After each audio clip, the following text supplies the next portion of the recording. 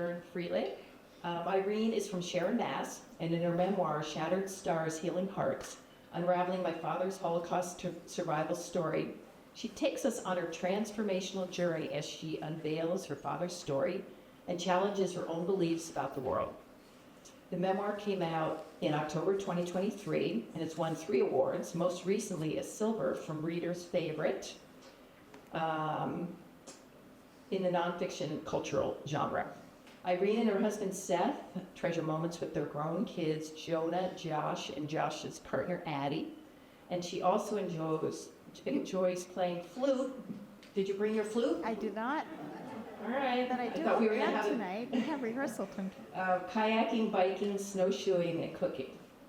Irene is deeply grateful to the 18 courageous individuals who helped her family survive the Holocaust, some of whom she will tell us about today. So please turn off your cell phones, and I would also like to thank our friends at Paul Pratt Library who have collaborated with us on this. So welcome, Irene. Thank you so much. Thank you, and hello, everybody. How are you all? Good? Cold. It's not as cold as yesterday, though. I was a little worried. It's cold, it is sunny, and I love snowshoeing, so I think I might go snowshoeing tomorrow. So at least there's that. So I could go snowshoeing in Florida or what do you call it? NOLO, New Orleans, right? You could snowshoe anywhere but in the north, so weird. Anyway, I really appreciate you all coming out today in the cold. I know it's hard. I hope you all had a good lunch, or most of you had a good lunch. And I understand there's cornhole after, so feel free to stay and play some cornhole.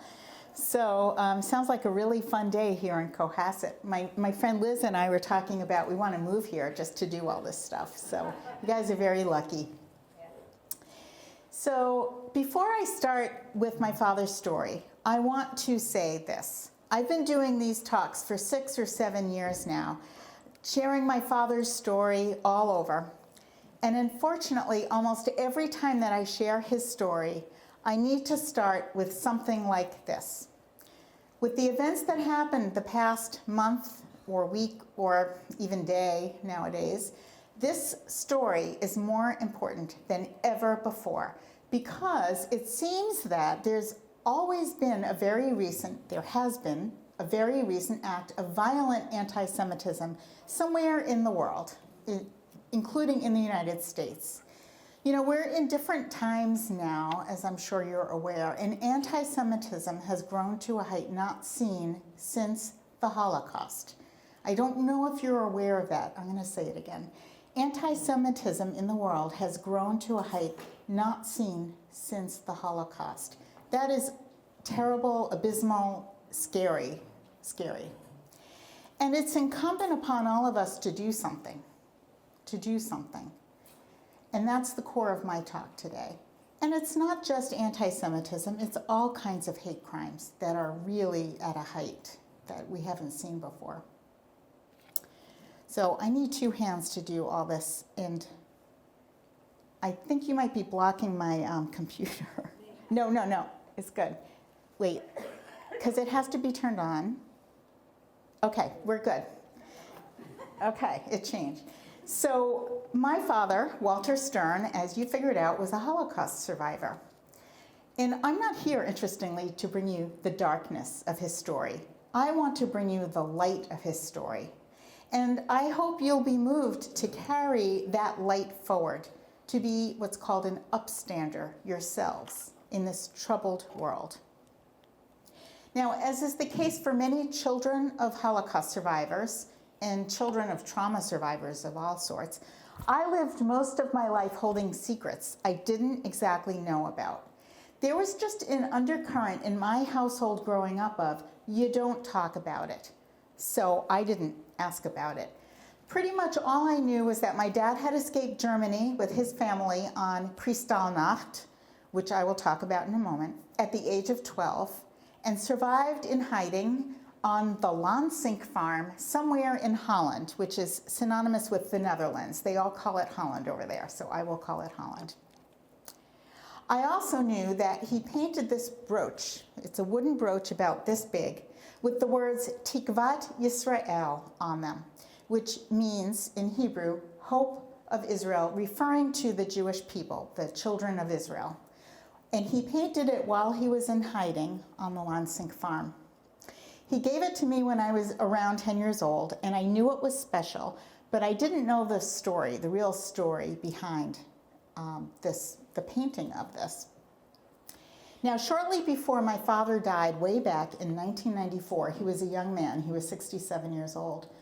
He privately made what's called a testimony video. This is something that Holocaust survivors did in which they told their stories. Many of them are publicly available. My father's was just made for my brother and me, and it was sent to only the two of us after he died. I watched it once. I put it away. I couldn't quite follow his chronology, I couldn't understand the names of these places that he was saying. And back in 1994, I couldn't research this stuff on the internet. There was no Google Maps to look it up. And I was very sad because while my father was alive, I never asked him the questions that I carried with me. And now it was too late. I couldn't ask him any more questions. And I didn't ask because I didn't want to cause him more pain. And I'm pretty sure he didn't tell me stuff because he didn't want to cause me pain. He just wanted to move on. So I took out the video again in 2017, and this time I could Google the places he talked about and locate them on a map. And I also gained a clearer understanding of the photos, documents, and letters that I had kept from my father's things after he died, that clearly he had kept from his mother's things, and somehow she had brought over to this country with her. And this got me eager, or as my husband says, obsessed, which is probably closer to the truth, to find out more. So in 2018, with my husband Seth and our oldest son Josh, we went on the first of 3 trips in a year to physically retrace my father's footsteps from Germany to temporary safety in Holland, and even into his hiding place. And so I invite you on the journey with my father and me as he escapes Nazi Germany and survives in Holland, and as my family and I travel in his footsteps and see some of the locations where at least 18 individuals who helped my father's family demonstrated courage, compassion, and kindness. These are the people who risked their livelihoods and their lives to do what they considered the right thing. They acted. They did something. They weren't simply bystanders. And I'll be sharing stories about some of these people today, but in my book I talk about all of these people. So let me introduce you to my family. There on the bottom is my father at about age 11-ish. His parents were Moritz and Hilda. So Hilda was my grandmother. I call her my Oma, which is the German word for grandmother. I knew her very well. Spoiler alert, right? She makes it. So Oma's parents were Sally, who died when she was a baby, and Selma. And Selma remarried a man named Edward, and they had a son named Kurt. So Kurt is my great half-uncle, or Oma's half-brother. So these are the people in this story I'm going to tell you. And these are the places that we will visit. What happened? Okay. If something doesn't seem right, please let me know in case I don't notice. These are the places we will visit. Starting in Bocholt, which is on the bottom in red. This is for the map lovers. Some people need a map. And every place else we'll go to is on the left side, or the west side of that green line you see, which is the border between Germany and Holland. So those are the places we'll be visiting. All of these places are all along the border between Germany and Holland, which was fortunate for my father that they lived on this side of Germany. So in 1902, my great-grandmother Selma is already living in Bocholt. This is the German hometown where my grandmother and my father are born. There she is with her daughter on the left. So that's Selma and Hilda, my Oma. And Selma's soon-to-be second husband, Edward Hertzfeld, arrives in 1910 and marries Selma soon after. And there he is on the right with Selma. And Edward sets up Hertzfeld, which is a clothing and textile store. And the family lives in the top 2 floors and they have their store in the bottom. Very common. Now, by 1926, I know what I'm doing. I'm just hitting the wrong button on here. Okay. By 1926, my grandfather Moritz Stern, comes to Bocholt to run the Hertzfeld store. And Moritz marries my Oma, and they have my father 9 months later. You can see him in the baby carriage with his little head sticking out for the first walk he goes out on the street where they live, Nordstrasse. Now, they live 1 block away from the town hall. And this is what the town hall looked like in about 1930. Now, I actually found this photo on the Facebook page of Bocholt Archives. They have a ton of old pictures on that Facebook page, which is fascinating. And so that's where I found this one. So up to this point, my family lives a relatively good life. They are German citizens. They own a successful business, and they expect a decent, if not a good and happy future. Now, this is typical for Jews of Germany at this time. They were Germans first, right? Yes, most of them, many of them, not all of them, practiced their Jewish life, but they were Germans first, and they identified as German. They fought for Germany in World War I. My grandfather fought for Germany in World War I, as did Edward. That's how they identified. Now, in 1933, Hitler comes into power, and he immediately declares a national boycott of Jewish businesses. And on April 1st, 1933, the windows of my family's store were shattered for the first of many times. This is not my family's store. I don't have a picture of their store being shattered. It's just one from the internet. Now, you can imagine customers would begin fearing to come into my family's store because it's a Jewish-owned store and because there was violence around it, so they don't come to the store anymore. But my grandfather Moritz, he was a planner. What an amazing man. He got on his bike and he would bike to his customers to take their orders, some of whom were across the border in Holland. He would come back, fill the orders, and a few days later he would bike back to their homes to deliver the goods. That's what he did. That's how he kept the family going for a few years. Now, this is what the town hall and the building across the street from it look in the 1930s. The words you see on the town hall are Ein Reich, ein Volk, ein Führer. One land, one people, one, basically, dictator, fascist dictator. And this slogan becomes the definition of a fascist government. Nationalistic fascist government. Now, my father, at the age of 8, 9, and 10, would have to walk between these two buildings to school. And on the other side of the street, you see on the right side, there's a big flag hanging from the building with a picture of Hitler. Now, in 1935, the Nuremberg laws go into effect. Just curious, I'm not going to call in anybody, but how many of you have heard of the Nuremberg laws? I'm just curious. Okay, good. Most of you, but maybe not all. So the Nuremberg laws are race-based laws that, among other things, they define who is a Jew. They had a very intricate system for defining who is a Jew. And among many restrictions placed on Jews, the laws prohibit intermarriage. So if you're a non-Jew married to a Jew, you're now illegal. You can't be married, okay? They strip Jews of their German citizenship, and they restrict employment. So Jews can no longer work in certain fields, including for the government. Now, this is another photo from the Bocholt Archives of one of the streets near my family's home. It's really around the corner from where they lived. And as my father walks down the streets as a child, he shared in his testimony video that kids would spit at him, they would throw rocks, and they would call him Dirty Jew.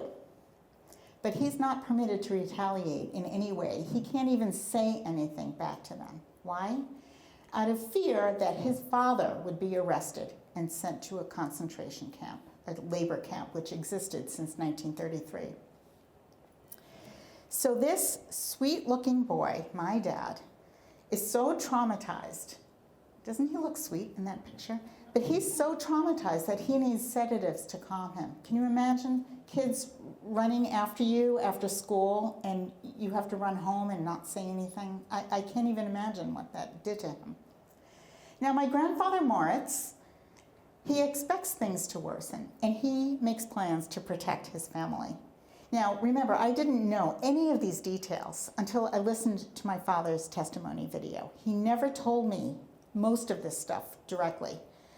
And so I'd like my father to help tell part of the story. So let's listen to an audio clip from my father.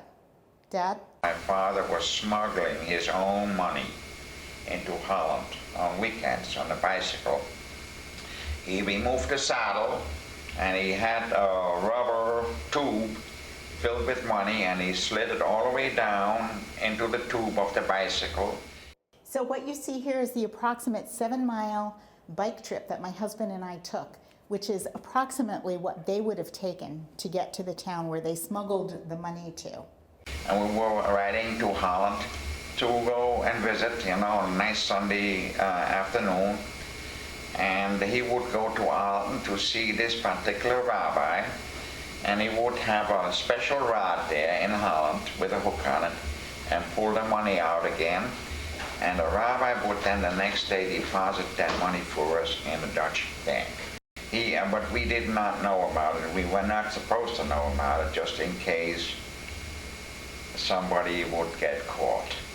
Nobody would know about it, could talk about it. Could you all hear my father okay? Okay. So I love bringing him into the room, and it's really him telling the story. I'm just helping him. So Seth and I also visited Alton, and this is us in front of the synagogue. And the synagogue, which is next to the former rabbi's house, is still standing and acts mostly as a museum. But you can see on the left here is the former rabbi's house, now just owned by an individual. And I don't know if you can make it out, but at the top in the middle of both buildings, you can see a Magen David, or a Jewish star, that is still in the building. Back in Bocholt, it is November 9th, 1938, and my father's birthday is the next day. He's turning 12. And this is the family unit, and approximately what they looked like at this time, give or take a year or two. Now, let's hear what happens on November 9th to 10th. It is a violent night, a night that will become known as Kristallnacht, which translates to the night of broken glass. It is also the night that the Stern family, and Stern in German, Sterne is stars, are shattered. Thus the name of my presentation and my book, Shattered Stars. It refers to my family. Dad? There were numerous men in brown uniforms on the street holding a steel I-beam and poking not only the windows, but also poking into the doors, the two house doors. This door had a separate door from the private entrance, and they just demolished it so you could walk right into the house all the way through. It was so bad that the glass particles were in the clothing that were hanging in the store way in the rear. Nothing of it was usable anymore. It was loaded with glass. That, of course, was a great shock to us. And then we heard also gunshots in the street. And now we knew they meant business. They really wanted to get rid of us. And in order to avoid any confrontation with these drunken people, whatever they were, animals, they sounded like animals. The sound was so shrill and loud, Jude and whatever they said there, it was the hatred. You could hear the hatred and feel the hatred. And it was a vibration in the air, and my father directed us all to escape to the roof. He had always planned an escape route in many different ways. It's very hard to listen to. Once on the rooftop, my family waits for things to quiet down. And that night, over 7,500 Jewish-owned businesses are destroyed throughout Germany. 7,500 businesses are destroyed. It's time for the Jews who haven't left yet to leave. Unfortunately, most of them don't leave, but different from my family. Anyway, that night, the crowd in Bocholt moves on to destroy the synagogue, which is just a 5-minute walk from my family's home. And across Germany, more than 267 synagogues are destroyed, most burnt to the ground. Now on the left is a photo of the inside of the Bocholt synagogue, probably taken in 1927 when it was renovated, taken by my Uncle Kurt. He was a photographer. And on the right is a photo of the synagogue that somebody took the morning after the destruction. The synagogue, interestingly, was not burnt down. They got as far as pouring kerosene on the floor, but what happened was, right next door, there was a Nazi who had a business right next door selling wooden products. And he came to the brown shirts who were about to set that building on fire, the synagogue, and said, "Don't set it on fire. I forbid you to set it on fire because it will destroy my business if you set it on fire." So while witnesses smelled the kerosene on the floor that next morning, it was not set on fire. It was destroyed, but it was not set on fire. Now, while the Bocholt synagogue is being destroyed, my family hides toward the rear of their building. Remember, they're up high in the rear of their building. Facing a neighbor in the rear who was a good man. His name was Imping. And Imping was a keeper of horses for other people, race horses, etc. Also, he made a living with burning coffee. They had these old-fashioned coffee burning machines. He had a large property, and my father was opening the window, standing on a ladder, on a small ladder, step ladder, and through the night was Imping, please help us. He got us down from our window by ladder, and he was hiding us in his hayloft, and he also was providing us with a limousine to take us to the border. Yeah. That is at the risk of his own life. So Mr. Imping, who, by the way, I see a few of you have the book. If you do read the book, I call him Mr. Roaster in the book. I had to change a few names. And roaster translates to coffee roaster because I was just so creative. But anyway, Mr. Imping is the same as Mr. Roaster in the book. He was the first of over 18 people who act with courage, compassion, and kindness to help ensure that my father, at least, would survive. And the limo driver is the second person. He's contacted by Mr. Imping to drive my family to the Dutch border. So the limo driver drops them at a spot that my grandfather directs him to, according to his plan, just on the German side of this town in Holland called Mechelen. This is part of why I couldn't understand what my father was saying in his video. It's Mechelen. And this is what Mechelen looks like now. This photo was taken by my son Josh from his drone, because what 28-year-old goes to Europe without his drone? I don't know, but I love this picture, so I like to show it. And I learned from my father's testimony video that my grandfather has a customer who owns a farm that is half in Holland and half in Germany. And Maritz's plan is to cross the border on the customer's farm from Germany into Holland.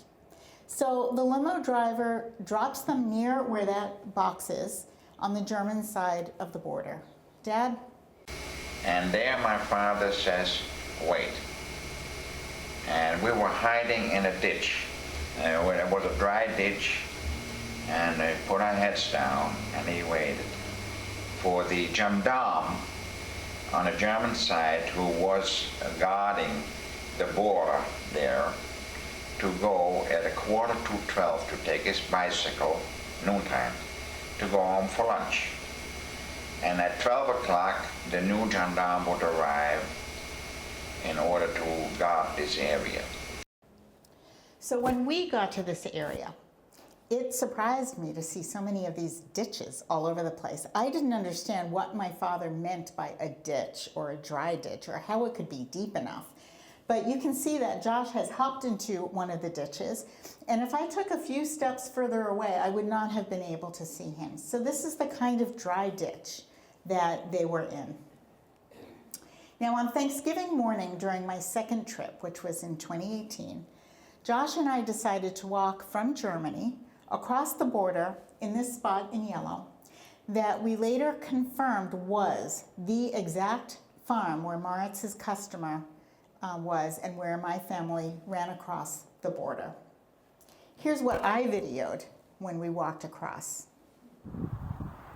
We're in Germany right now. That might have been the farmer's house where my family escaped on the day after Kristallnacht. And we're taking a path near that farm.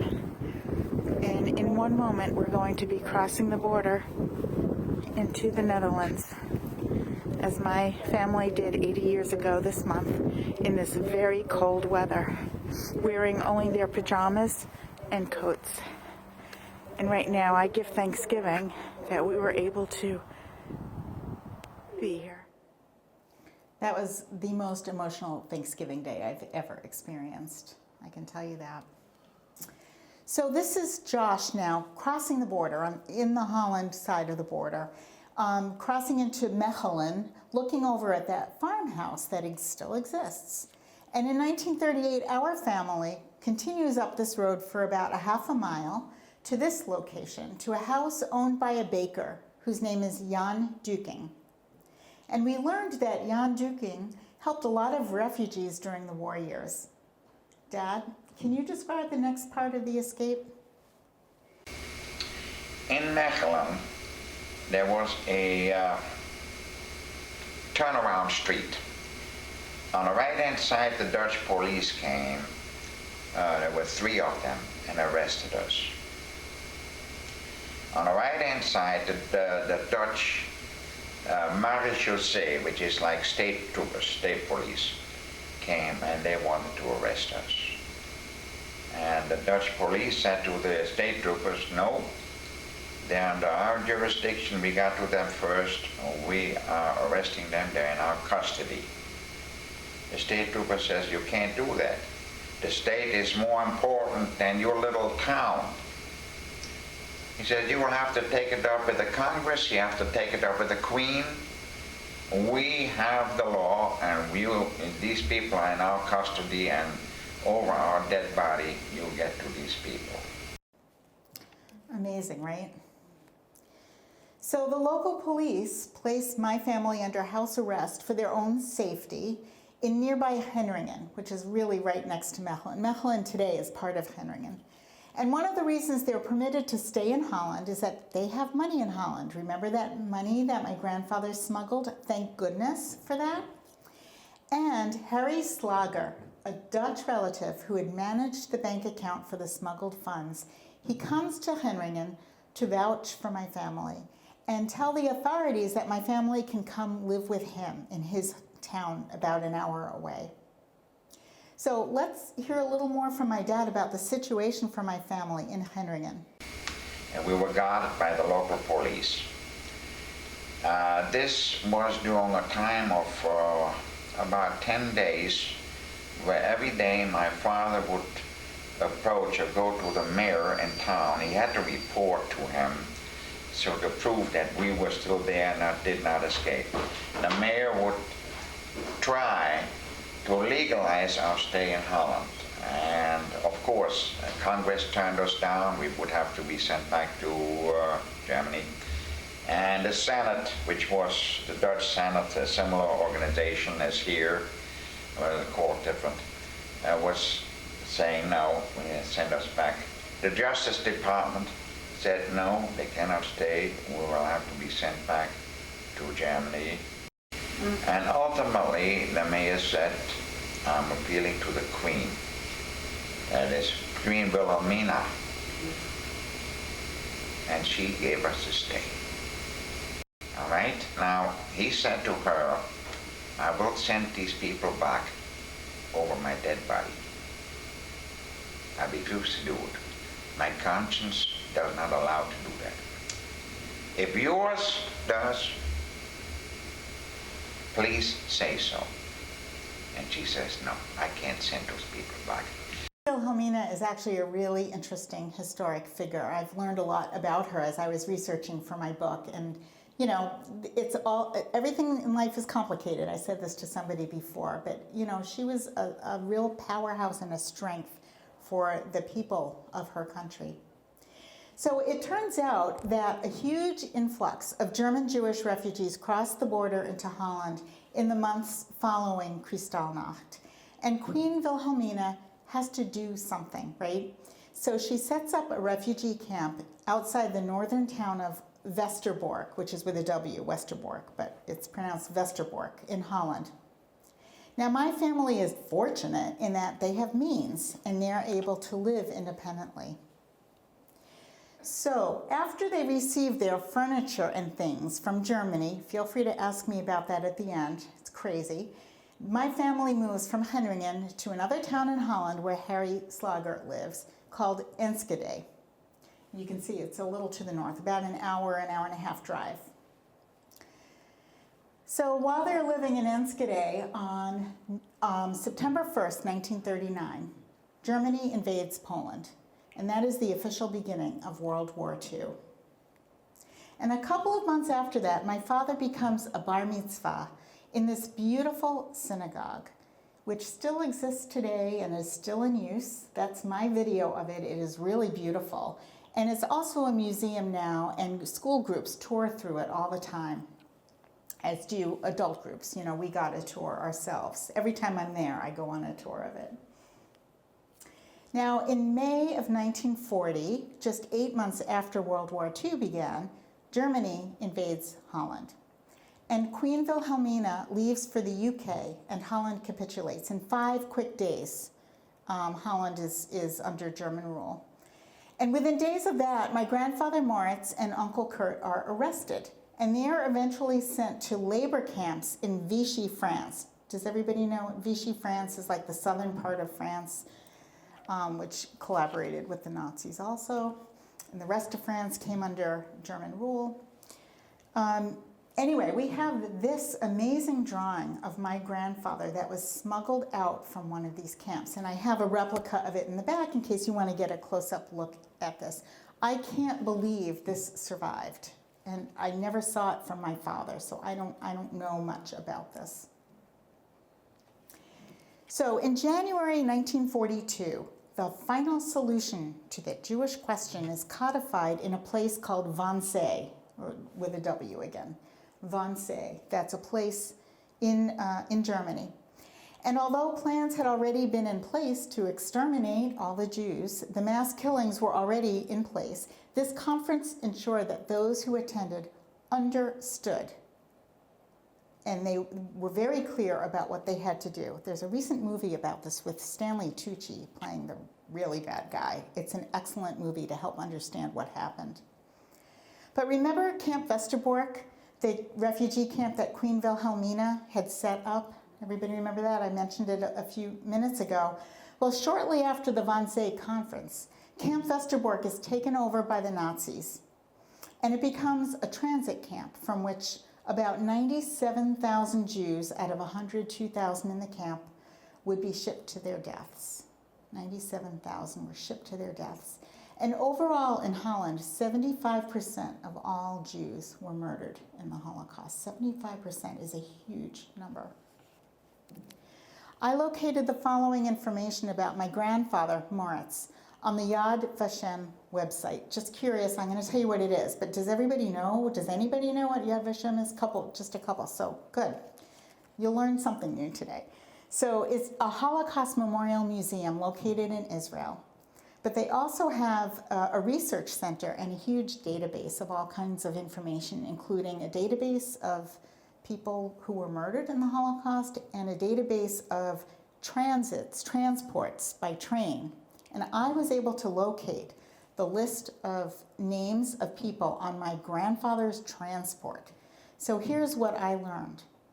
In Drancy, France, that's outside of Paris, on August 31st, 1942, Moritz and over 1,000 people, including hundreds of French children, are herded onto a train. It is transport number 26, train 901-21, destination Auschwitz-Birkenau extermination camp in Poland. He was murdered immediately upon arrival. But the rest of his family would not learn his fate until well after the war. And we'll get back to that. But what I'd like to do right now is return to Holland in April of 1942, so a few months before Maurence's murder. Jews in all of Holland are required to wear the yellow Yod star. You've probably seen the stars that look something like this. They're printed out in a formerly Jewish-owned textile factory, which happens to be a half-mile from where my father's living at the time. And they're printed for all the Jews of Holland within 3 days. And you know, by the way, the Jews had to purchase 3 stars. They had to pay for them, and they had to wear them or they would be arrested and sent away. And that never ended up well. And you see in the picture, and here is my father's actual Yod star. So I bring this with me everywhere. The kids really are impacted by touching it. So I will let you, with me very nearby, hold this or take a close look at it. It's really very meaningful, especially if you've never seen one before. So now the Nazis are rounding up Jews systematically. It's a well-oiled machine at this point in 1942. And on October 3rd, 1942, expecting a roundup, she knew one was coming. It was made public in her area. My Oma accesses the well-connected underground and pays someone they refer to as a smuggler to take her, her son, and her mother into hiding. So imagine this. My father's 15. He rides one bicycle. And his mother, my Oma, gets on the luggage carrier, you know, the little thing that you used to maybe put your books on? And she sat on the back of that. And the smuggler rode the second bicycle, and my great-grandmother, who was 70 years old, hopped on the back of that bicycle. And they rode out of town. And I'm going to ask my dad to help tell about it. We drove into the dark out of town. We circumvented the guards that were placed at the end of town, and we came through the dirt roads used by the farmers. We finally arrived after an hour and a half of bicycle riding. We arrived on a farm, and we were brought indoors, and there was one son and another son and the boss himself greeting us, and they were staring at us like we were from outer space and not knowing what was going on really. And that night we were sleeping on the floor in the living room. So they arrive on the Lansink farm. Now, I can't even imagine what these grown children must have been thinking about their father's decision. He didn't even have a plan yet. I don't know what I would say if my father did something like that and put his whole family at risk. But anyway, before I started my research, I never dreamt I'd be able to really visit any of these places in my father's story, much less the farm where he had been hidden, but we were able to. And here we are under that white circle in June of 2018, joined by my brother and sister-in-law, looking at the renovated farmhouse from Josh's drone. Perfect reason to bring the drone. And we can see that in 1942, this structure was half home and half cow barn down the middle. So it was attached, the cow barn was attached to the house. And under the blue box is where my father, my Oma, and my great-grandmother hid, above the cow barn. Now, when we were visiting, the family who now lives in the former Lansink home had been expecting us. Somebody arranged this visit for us. They invited us inside and up the stairs towards the attic where my family had hidden. And here we are, approaching the area of the closet that my father had suggested to be built to hide the secret door. And we entered the attic.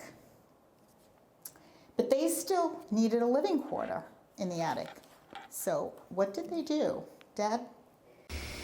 And then later on, the next day, he got a carpenter, and I helped the carpenter to build a hiding corner, a nook, underneath the roof. It was a slanted roof with shingles, and they just timbered it off with the hay and the straw was on the other side, so we could make a nice little living quarter out of it with a hot plate in it and a pail as a latrine covered with a potato sack.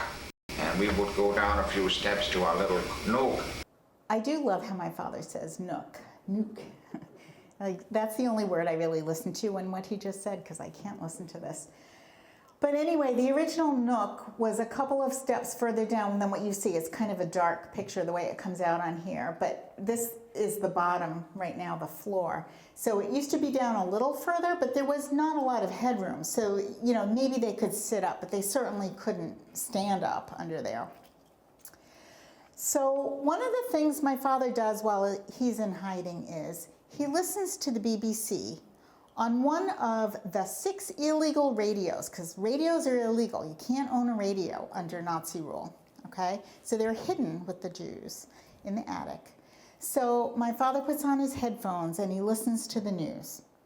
And there is something that he hears that he keeps a secret. And this is probably the most, in a way, the most violent image that we're going to hear today. But this is what my father heard. The British would tell us in detail what was going on over the radio, and I just, it hit me like a shock, and I could see my father burning in the oven. I could see all this, just imagination, you're young. At the time I was 17 years of age, 16, 17 years of age. I did not tell my mother or my grandmother what I heard. I just left it alone. I just digested it for myself. And I had to digest it for a while. Can you imagine? So, you know, he didn't want to tell me his stories, but he also had to keep these secrets, he felt, from his mother and grandmother. Of course, they were going to find out about it anyway. But this is how he just held his trauma inside. So, of course, he was right. He didn't have evidence, but he knew that his father had been murdered somewhere, and he was murdered in Auschwitz in September of '42. That was even, of course, before they went into hiding. So on the right is a picture of my brother and I standing outside that little nook, embracing. One of my favorite pictures in terms of meaning of our trip. So let me ask you this. When you're isolated, you're unable to be with your friends or go outdoors, and there are no electronics except for an illegal radio. How would you pass the time? So I learned from the testimony video that my father does some chores, such as butter churning, which is also very interesting, and he does some crafts, such as painting wooden brooches like this one. And my son Josh made replica tokens, some of which I have in the back, you can feel free to take a look, that we decided were going to become the symbol of our trip. And we actually left one of these tokens at every ancestral grave that we found in Germany and one in Holland. And there were 16 direct ancestral graves that we found that we left a token at. So that became very meaningful for us. Now, farmer Jan Lansink,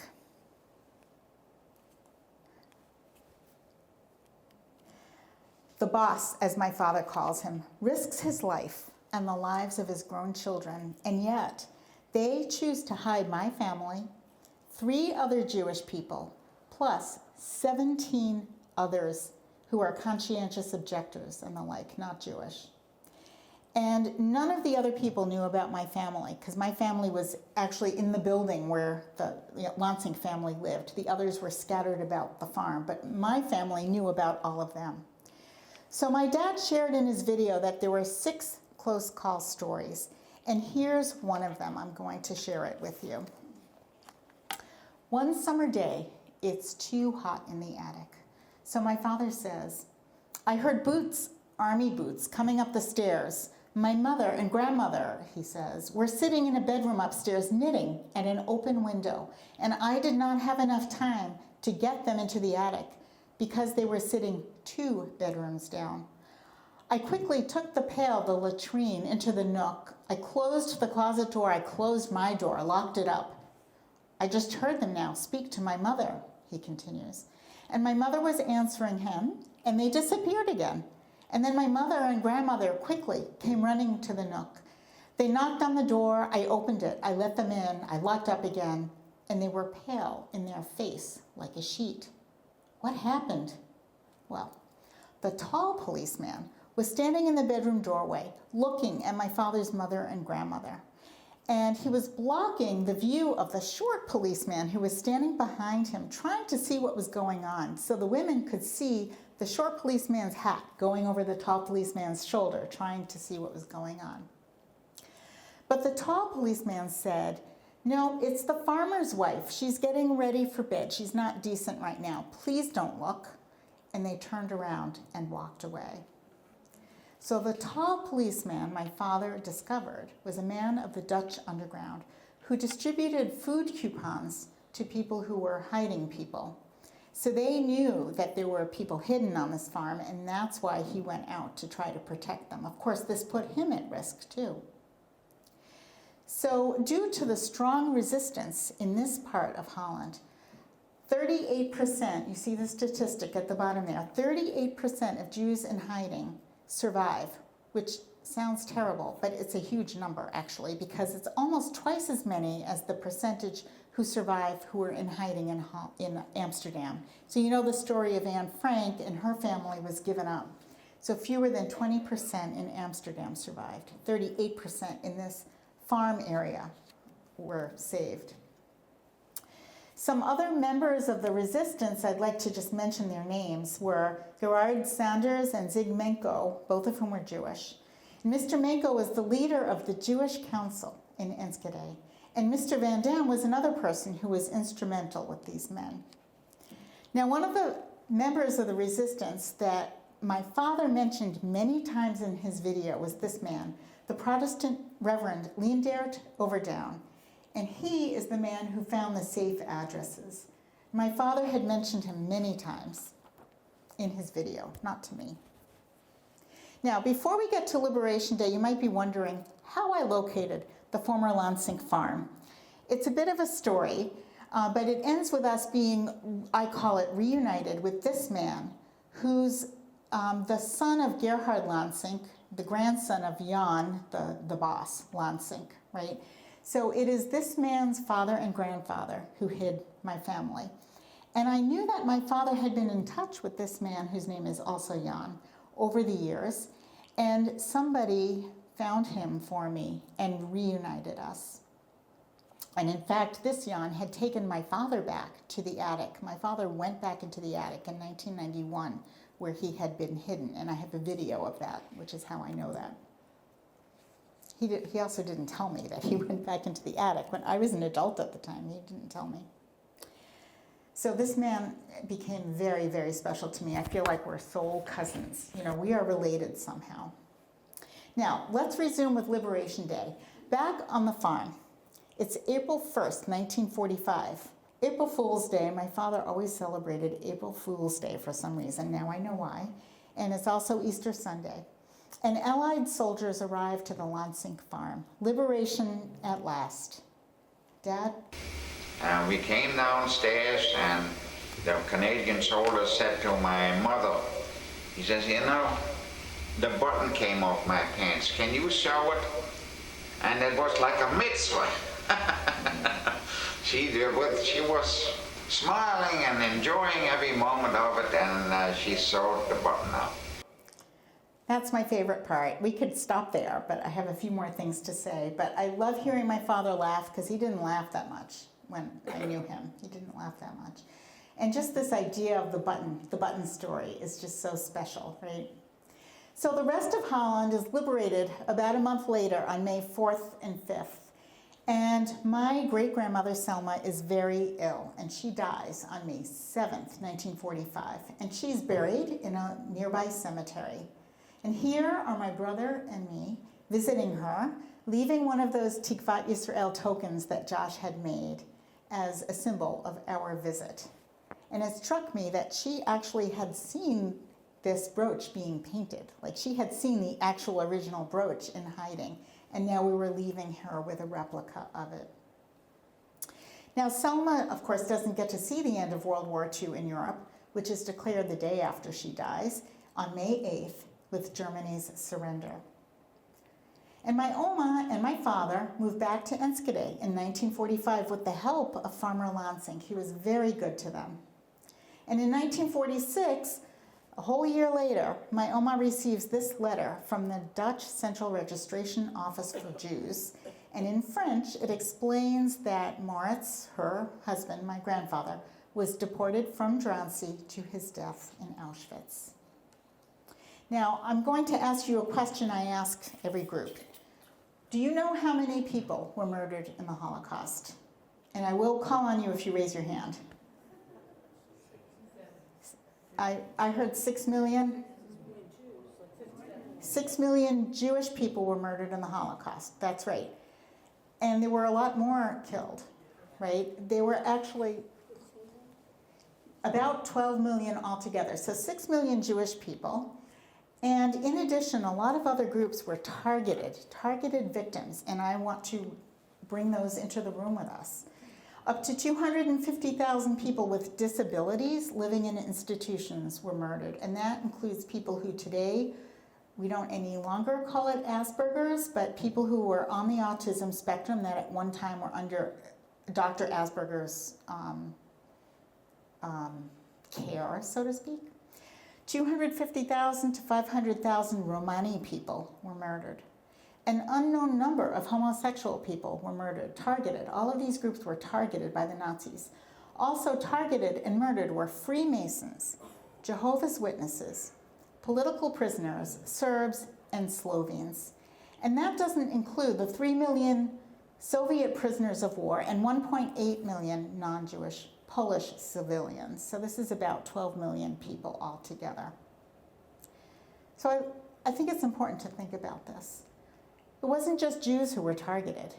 It was a lot of different groups. And who doesn't know somebody in one of these groups, right? So if we're not the ones to speak up for other people, who's going to be left to speak up for us? Because we're going to end up being in a group that comes under some, something at some point. So I just think it's important to put that out in the room. And when I talk about this in classrooms, I make a big point of this. It really impacts the kids especially. Now at some point my Oma learns of all the relatives and friends of hers who were killed, plus her mother, whom I consider a victim of the Holocaust. And these are just the closest relatives, right? Only the ones I could fit on a slide. Basically her whole family, who had not left by 1939, were murdered, other than her and her son. So in 1947, my Oma and Dad pack up their crate labeled for Riverside Drive in New York City, where they have a cousin. And they take the ship, the Marine Falcon, to America. Apparently, they're all very seasick on the journey, according to the back of that photo that my Oma wrote on. And they build a life here in America. My Oma marries again. My father works hard. He marries Margie, my mom, and lives the American dream. He lives the American dream for my brother and I, sends us to college. He only had an 8th grade education. He labored for work, but he sent my brother and me to college. So you might be wondering, most people wonder, so I'm going to share with you, what happened to Bocholt during the war, my father's hometown? Well, the downtown area, where my family's home and business were, it lay in ruins. It was badly bombed by the Allied forces in March 1945, right near the end of war, because there was a factory there called Flinders that manufactured things for the war machine. And apparently my family's former home was very badly damaged. It probably looked something similar to one of these things. And it has since been rebuilt by the family who obtained it from my family in 1938. So in 1938 and in the 1930s, there was a process called Aryanization, whereby the German non-Jews would obtain homes and businesses that had been owned by the Jews. And so that's what happened to our family's store. It was obtained by a family.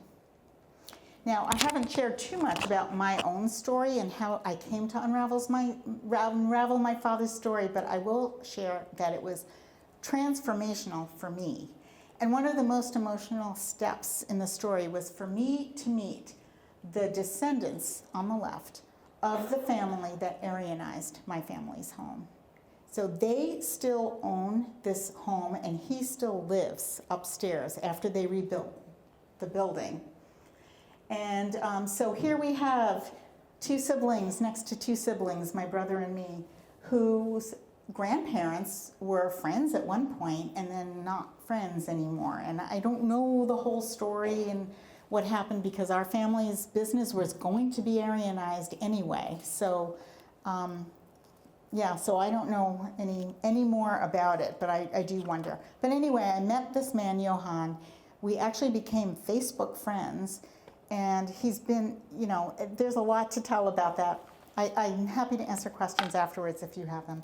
But today, I wanted to focus on my family's survival story and focus on these upstanders, those who found it within themselves to act with courage, with compassion, and with kindness. And I feel like it's really important to bring them fully into the room with us here today, because some of them don't have people to remember them. Some of them don't have children or grandchildren to remember them. So I'm going to read their names aloud and just bring them here with us. Feel free to say the names if you want.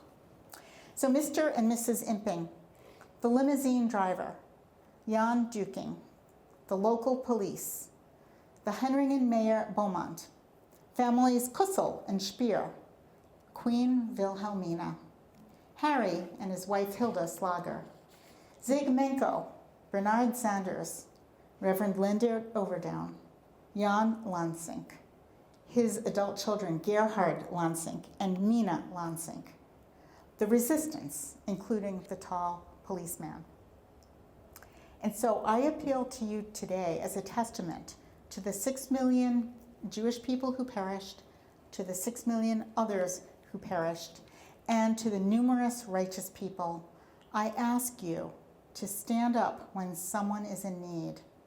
I ask you to speak out against bullies and autocrats, against dictators and terrorists and hate mongers. And I would like to encourage all of us to speak to someone who we think might be different than us, because we will find that we have a lot more in common than not, even today.